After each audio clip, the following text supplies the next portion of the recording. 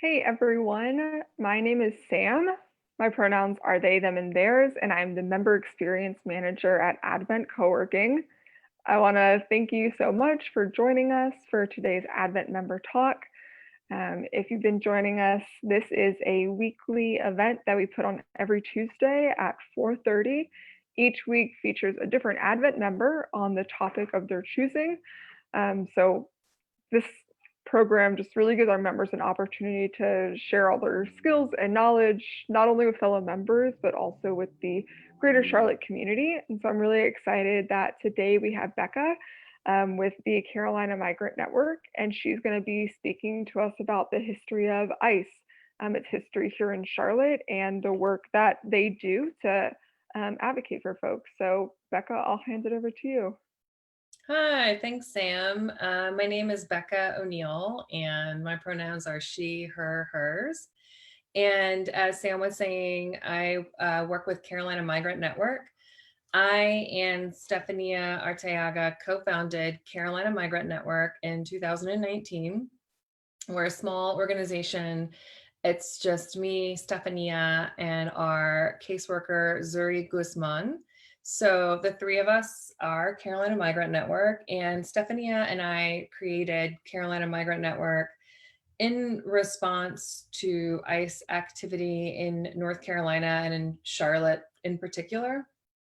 Next week, Stefania is actually going to be doing the Advent talk, and I would encourage you to listen to her because she's been doing this work for a lot longer in Charlotte than I have. And Stefania was also featured in the recent Netflix docuseries Immigration Nation. If you all haven't seen that series, then I'd encourage you to check it out with the content warning that it deals heavily with a lot of trauma, a lot of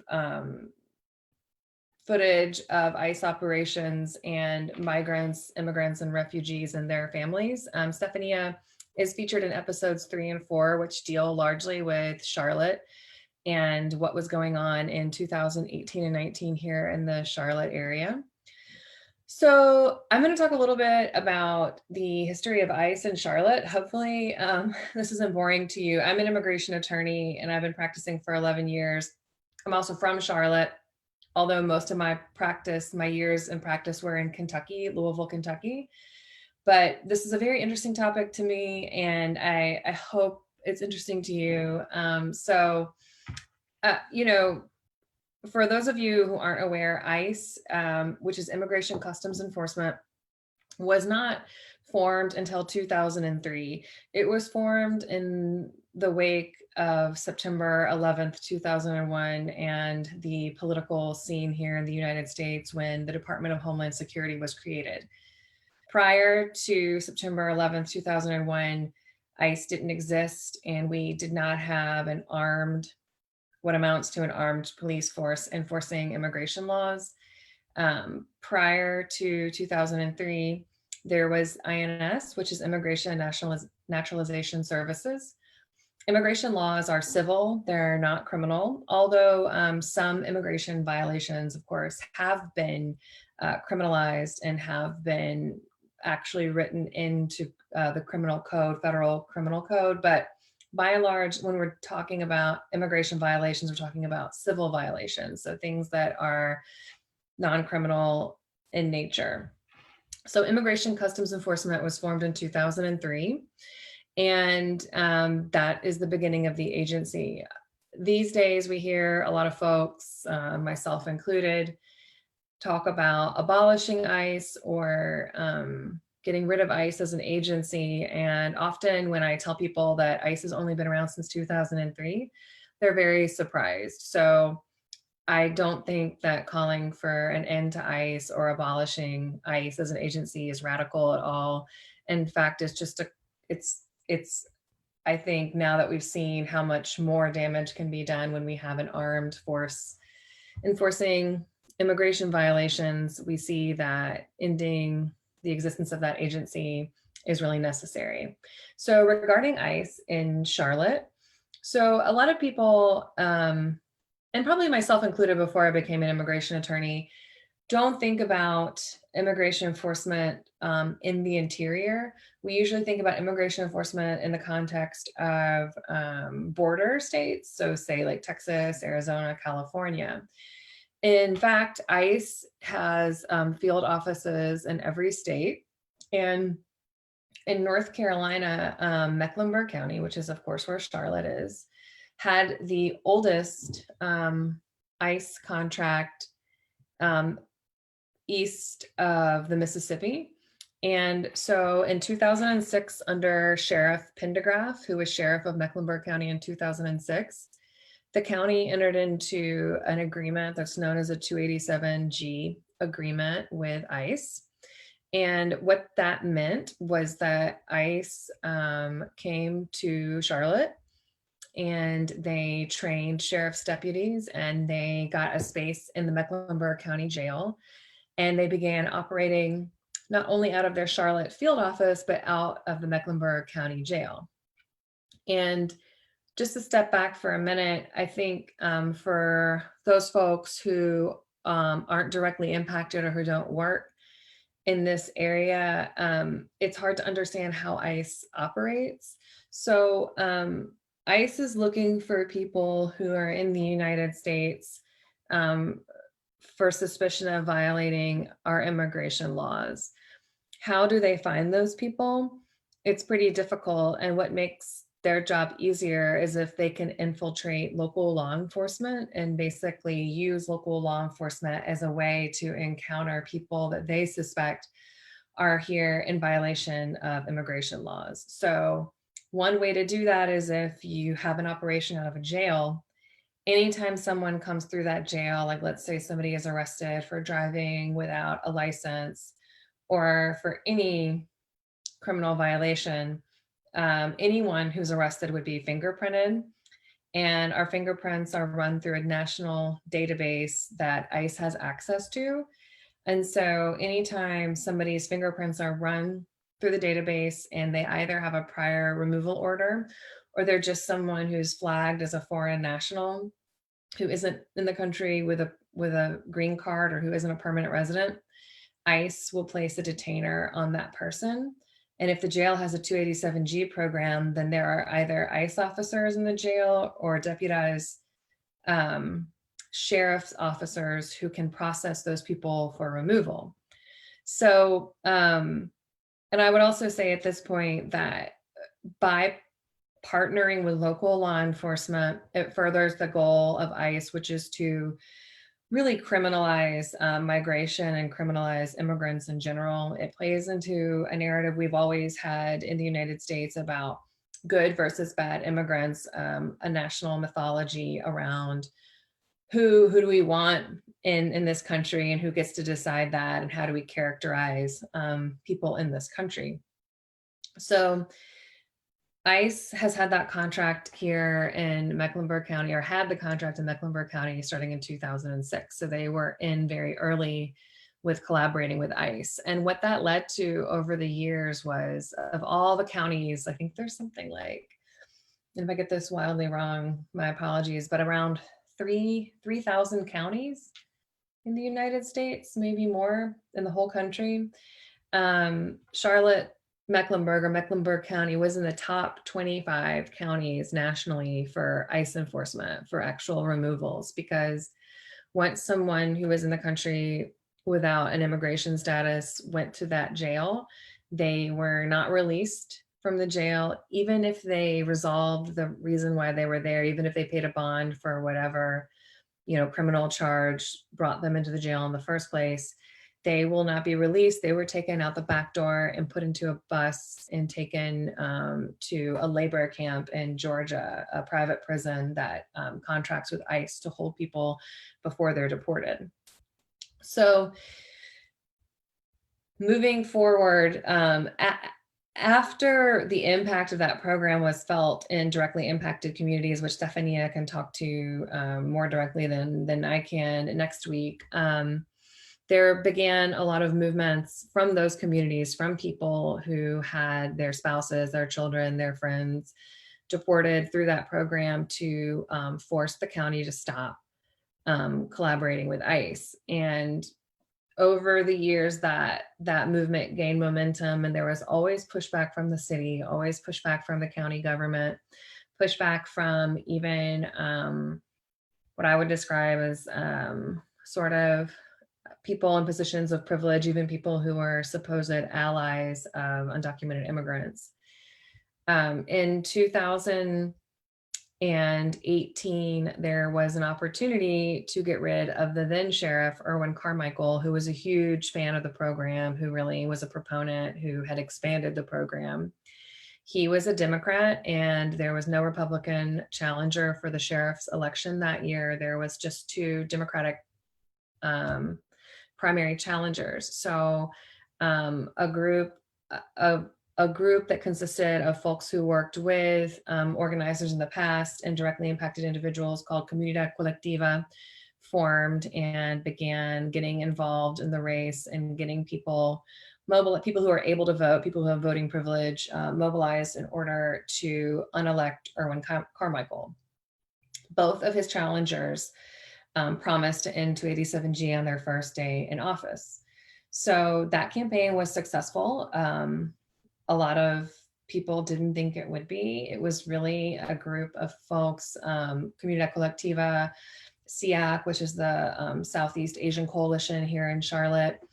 Other groups of directly impacted individuals really formed a coalition and fought back against the sheriff and got a new sheriff elected, who then in fact ended the program his first day in office, which was in December 2018.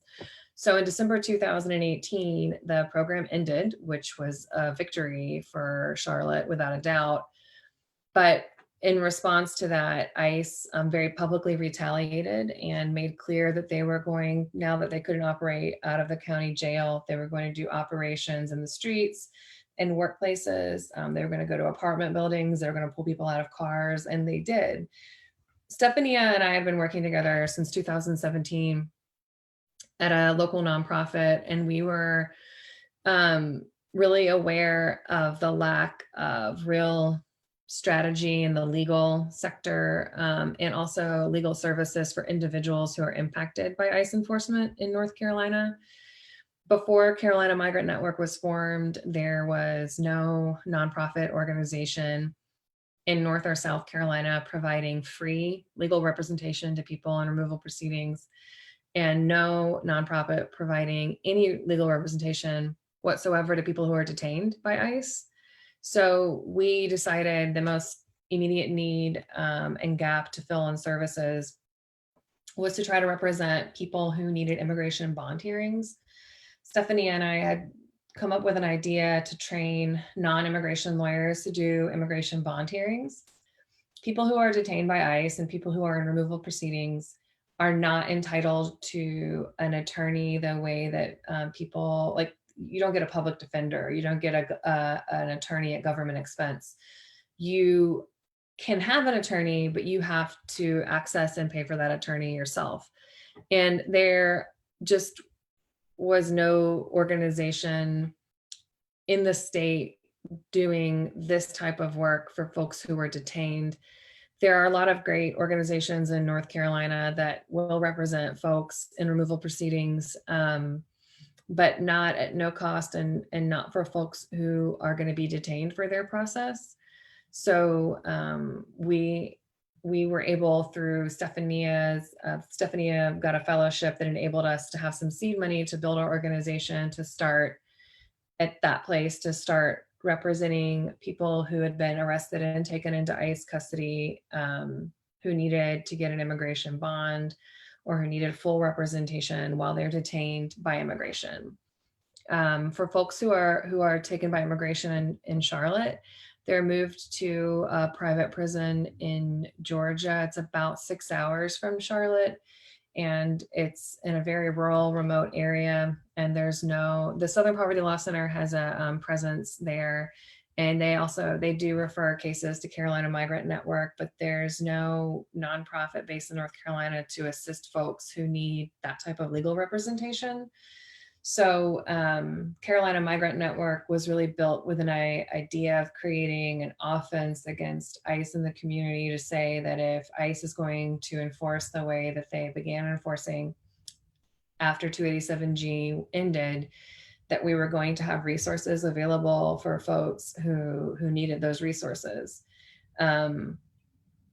It's really difficult to describe the conditions that people are detained in these private prisons. You know, ICE is a part of the federal government, of course, but they actually only operate 8 prisons, and none of them are in North Carolina. In fact, none of them are in the Southeast. All of the places where um, people who are detained by ICE are held are in the Southeast are private prisons, and that means that people are living in poor conditions. There's very little oversight. They can get jobs at these facilities where they're paid about $1 an hour to do things like clean the facility, um, to basically work for little to nothing. And those facilities are run by private prison companies, which benefit financially from ICE operations, so that the more people who are detained, the more these prisons earn money. So Carolina Migrant Network is really about trying to build community and around people who want to see an end to this practice in this country. And you know, we're starting small and at a place where we feel like there's like a wound that needs a bandage. You know, there's people from our community who are taken and held with no access to an attorney, and if they can't access a private attorney, it's extremely expensive, of course. And they also, if they're able to get an immigration bond, those bonds range anywhere from $1,500 to $25,000-$30,000. So we're just trying to assist folks who need to get out of detention. And since the coronavirus, there has been a change with ICE enforcement. We've noticed a change in operations, a decrease in certain types of operations, but ICE still continues to search for people in Charlotte who have old removal orders, and they continue to take those people in custody and send them to this labor camp in Georgia. And you know, we've had clients who've actually tested positive for COVID-19, who've been removed from the prison and hospitalized because they were so sick. And then as soon as they recover, they're sent right back to the detention facility. So the total lack of humanity persists through this pandemic. You know, families are left without their family member to help take care of them during the pandemic. You know, this pandemic has changed nothing with respect to how people detained by ICE are treated. We've had many clients who've been sick, who are high risk, that ICE refuses to release from custody. They're still seen as people who should be detained, despite the fact that there's no requirement that they be detained by law. ICE has discretion to release people with or without a bond. So that is sort of a large, you know, overview of the work that Carolina Migrant Network seeks to do. And at this point, if anybody has any questions, or Sam, if you think there's any like major themes I can touch on, I'm happy to. Yeah, thank you so much, Becca. I know this is a ton of information to cover in a short time frame. We do have a few questions, but one thing, could you speak to why we don't want ICE to cooperate, or kind of our police to cooperate with ICE? Could you expand on that more?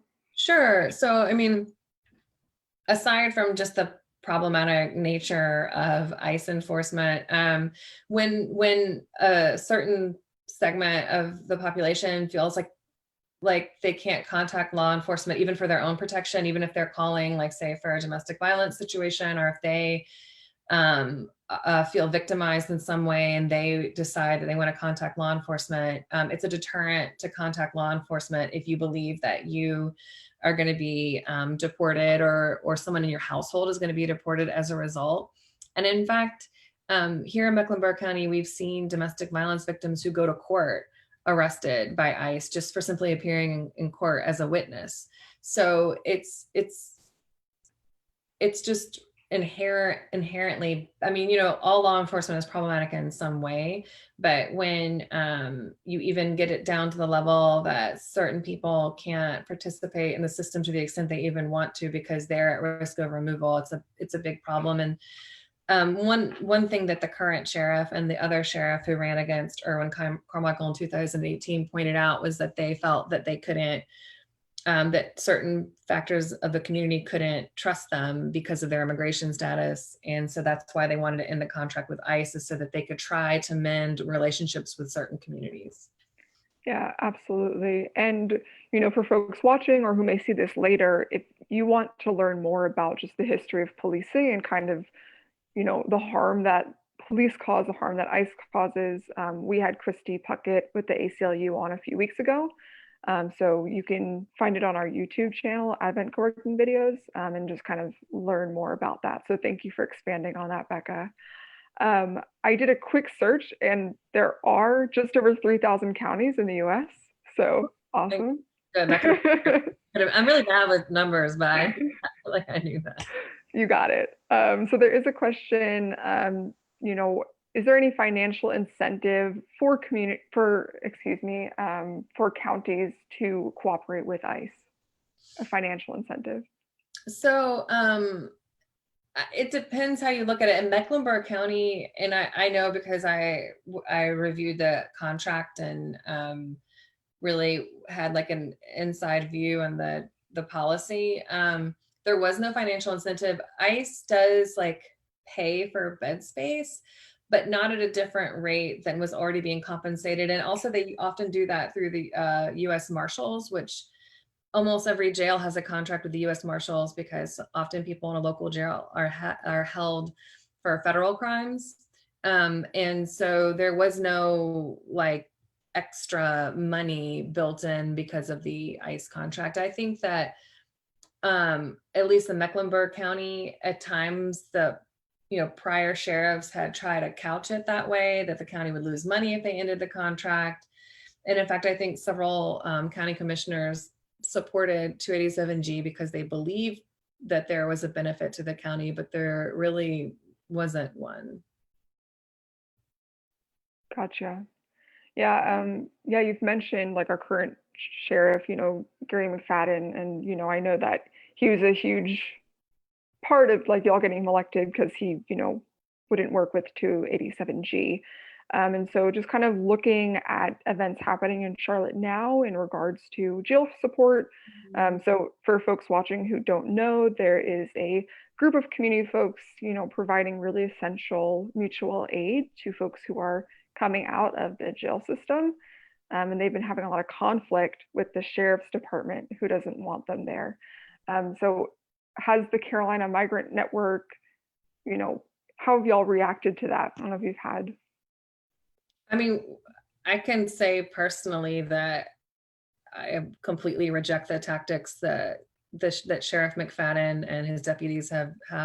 I've seen the same thing, that folks providing support have been arrested and mistreated and targeted unfairly, and we completely reject that. I mean, that's horrible. I don't know if I think there are so many different strategies, and maybe because Stephanie or I are associated with pushing the current sheriff to end 287G, and not just into 287G, because 287G is one thing, but a lot of counties in 287G, but they still honor ICE detainers. So to try to hold the sheriff accountable to not honor any ICE detainer and not to allow ICE in the jail, period. Perhaps because we worked with him on that level, there's some misunderstanding that we endorse sheriffs in general or law enforcement in general, and we certainly don't. So yeah, that's awesome. So we have a series of questions into one question here, so let me see if I can break this apart just a little bit. So pending the abolition of ICE, which governmental department, excuse me, do you recommend could handle immigration? Like, should a new department be created, or like, what did immigration processing look like before 2003? Yeah, sure. So, well, first of all, there are several agencies under DHS that handle immigration matters. For example, USCIS, which is United States Citizenship and Immigration Services, they handle what is sort of known as like the benefit side, like adjudicating applications for citizenship, adjudicating green card applications. The Department of State handles visa applications, which is done overseas. So immigration involves like a myriad government agencies, and I'm not a policy person. Like I don't have, and any policy I propose isn't like, I don't really, I don't like to buy into this notion of like the systems that we have are great and there's some solution. I mean, I personally don't adhere to like borders or like this punitive system that we've created. I mean, I'm an attorney trying to work to assist people who are caught in a system that is problematic. So, I mean, I'm a bad person to ask, like, what do I think should happen? Because within this system, I don't see a lot of solutions, but I can say that we don't need ICE. I mean, USCIS could exist without ICE. They essentially are what INS used to be, which is like people who are in the country who aren't US citizens, who aren't permanent residents, who may be eligible to adjust status to become a permanent resident, or like, you know, people who marry US citizens and may be eligible for some benefit associated with that. That agency can exist free and clear of ICE, and we can continue to try to like support folks who are here without like an armed police force specifically just for immigrants. So I don't have like a good answer for what should happen. Before 2003, it's just that and it's hard for people to sort of imagine this, even though it wasn't that long ago. We just didn't have armed forces of people breaking down doors or things. I mean, to be sure, CBP, often other federal agencies did conduct workplace raids. That existed before 2003, and I'm not trying to condone what happened before 2003 like it was some utopia, but the expansion of like a militarized force to enforce immigration laws and make sure people were deported or removed is just unnecessary. Yeah, absolutely. And, I agree with you. Speaking as Sam, not Advent co-working, but I really encourage everyone to think about kind of the system that we have in place, and not just how do we change that system, but do we need this current system? Why do we need to have, a department that handles immigration? Why do we have borders? There's so many questions that we can go from there. So I definitely encourage everyone to, yeah, take some time and just kind of think about totally different frameworks that could exist outside of our current one. Yeah, but thank you so much, Becca. I really appreciate your time. And as you already mentioned, we're going to have Stefania on next week speaking more about ICE. Mhm. And we really encourage everyone to check out Immigration Nation on Netflix. It's their new docuseries. Episodes 3 and 4 cover Charlotte. I'm only partway through watching the series. It is a hard thing to watch, but it's really important and something we all need to learn about and take action about. Right. Yeah, so Becca, if folks want to support your work or get in touch with you, how can they do that? So you can go to our website, which is carolinamigrantnetwork.org. We also have an ActBlue donation page, which I'm not even prepared to give the information for because that's just how I live my life, I guess. But I'm sure Stefania will have it next week. But it's a place where people could go if they want to make a small or large contribution of any kind. And if folks are interested, if you're an attorney and you're interested in being part of one of our future trainings to learn how to do bond hearings, or if you don't have to be an attorney, you could be anybody who's just interested to seeing like if there's a way you can like donate your time or what skill sets you have, we'd be happy to. I mean, like a lot of other organizations, I feel like we've been hampered by the pandemic. Everybody's best laid plans have been sort of pushed aside. So we've been, a lot of our efforts like to meet people in person and have big gatherings, of course, have been stopped. But, hopefully in the not too distant future, we'll be able to like be with folks in person and talk more about what we do and train people in person and all of that kind of good stuff. So Great. Yeah, and I will add those links onto our YouTube channel. So Advent Co-working videos. I'll attach them to this video as well. So thank you everyone so much for joining us today.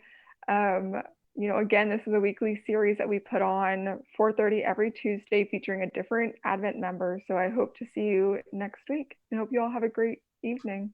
thanks.